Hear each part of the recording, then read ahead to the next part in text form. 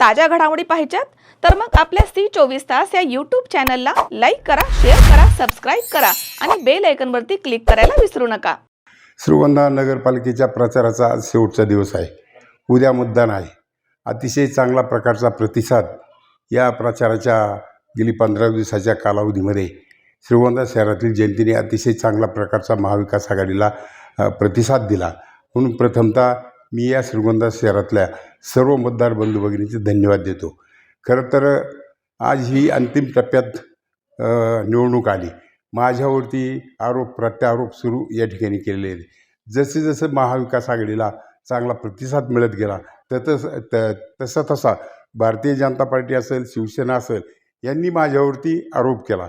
आरोप असा केला की 5 कोटी घेऊन बाबासाहेब भोसले यांनी पाठिंबा भारतीय जनता पार्टीला, कुणी 10 कोटी घेऊन बाबा भोसले यांनी भारतीय जनता पार्टीला पाठिंबा दिला।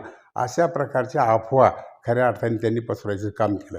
मला जनतेला एक विचारायचं आहे, त्यांचं जर भारतीय जनता पार्टीचं म्हणा किंवा शिवसेनेचं म्हणा वातावरण चांगलं जर असतं तर माझ्याबद्दल त्यांनी अफवा उडायचं काही कारण नव्हतं। खरं तर माझी आज तयारी, या गावचं ग्रामदैवत शेख मोहम्मद महाराज ज्यांनी माझ्यावरती आरोप केले त्यांना माझं आव्हान आहे की येत्या गुरुवारी त्यांनी मंदिरात यावं। मी तरी समाधीवर हात ठेवतो, नाहीतर त्यांनी तरी मला ज्यांनी कुणी पैसे दिले असतील किंवा मी कुणाला पाडण्यासाठी उभं राहिलो त्यांनी तरी येऊन समाधीवर हात ठेवा। एकदा या जनतेला कळू द्या खरं आणि खोटं। गेली 7-8 वर्ष भारतीय जनता पार्टीचे 11 नगरसेवक आणि शिवसेनेचे खऱ्या अर्थाने उमेदवार जे आज मतं मागताय त्यांनी 8 वर्ष 9 वर्ष यांनी सगळे मिलीजुली करून या शहराचं फार वाटोळ केलं, भ्रष्टाचार केला।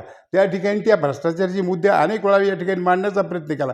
त्याचं उत्तर मात्र या ठिकाणी शिवसेनेने आणि भारतीय जनता पार्टीने दिलं नाही।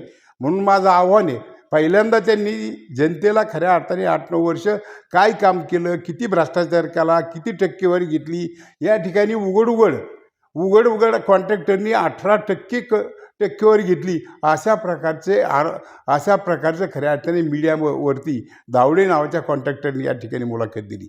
ह्या सगळ्या गोष्टी जनतेसमोर आलेल्या, तेव्हा मला निश्चितपणे विश्वास आहे की आता जनता खऱ्या अर्थाने यांच्या कुठल्याही बुलतापाला किंवा आमिषाला बळी पाडणार नाही।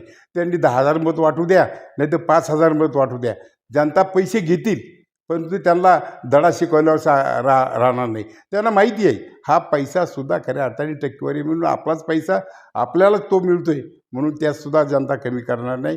अशा प्रकारचं मला या ठिकाणी वाटतं। खरं तर या ठिकाणी शासनाचा जो पैसा आला आणि तो पैसा वेगळ्या पद्धतीने खऱ्या अर्थाने या ठिकाणी खर्च करून त्या पैशाचा पैसा पाण्यात गेला। हे जे कामं जे त्यांनी केले जे नादुरुस्त झालेले आहेत ते दुरुस्त करण्यासाठी खऱ्या अर्थाने या श्रीगोंदा शहराची निवडणुकीत आम्ही उतरलो। खरं तर श्रीगोंदा शहर हे ऐतिहासिक शहर आहे आणि या शहराला खऱ्या अर्थाने वेगळी दिशा किंवा वेगळ्या पद्धतीने चेहरामोहरा बदलण्याची आमची मानसिकता या ठिकाणी आहे। गेली 40-50 वर्ष मी या श्रीगोंदा शहरात राहतो आणि म्हणून खऱ्या अर्थाने उद्या जर लोकांनी आम्हाला या ठिकाणी जर सत्ता दिली तर या श्रीगोंदा शहराचा चेहरामोहरा निश्चितपणे या ठिकाणी बदलला जाईल। मला जनतेला एक मतदार बंधू भगिनी विनंती करायची, आपण तर खऱ्या अर्थाने अध्यक्षपदासाठी माझ्या सुनबाई गौरी गणेश भाऊसाहेब यांना तर मतदान करणारच आहात, परंतु माझी विनंती आहे जर एकटा अध्यक्ष येऊन उपयोग नाही, अध्यक्षाबरोबर त्याला बहुमतसुद्धा मिळालं पाहिजे। म्हणून माझी विनंती आहे की महाविकास आघाडीने जे लोक उभे केलेत ते पंजावर असतील, मशालीवर असतील, तुतारीवर असतील, या सगळ्या महाविकास आघाडीच्या पॅनलच्या लोकांना निवडून द्यावं, बहुमत द्यावं अशा प्रकारचं आवाहन करतो। म्हणजे अतिशय चांगला प्रकारचं काम मनामध्ये जे आमच्या अपेक्षा आहेत की या श्रीगोंदा शहराचा कायापालट कशा पद्धतीने करायचा तर तो करण्यासाठी खऱ्या अर्थाने आपण सगळ्यांनी सहकार्य करावं अशा प्रकारची विनंती करतो। म्हणून परत एकदा महाविकास आघाडीला अतिशय चांगल्या प्रकारचं साथ या श्रीगोंदा शहरातल्या जनतेने केली। म्हणून उद्यासुद्धा मतदानाच्या निमित्ताने महाविकास आघाडीला, तुतारीला, पंजाला आणि त्या ठिकाणी या ठिकाणी मशालला या ठिकाणी मतदान करावं अशा प्रकारचं मी सर्व मतदार बंधूंना आवाहन करतो आणि महाविकास आघाडीला विजय मिळवून द्यावा हीच विनंती करतो आणि या ठिकाणी थांबतो।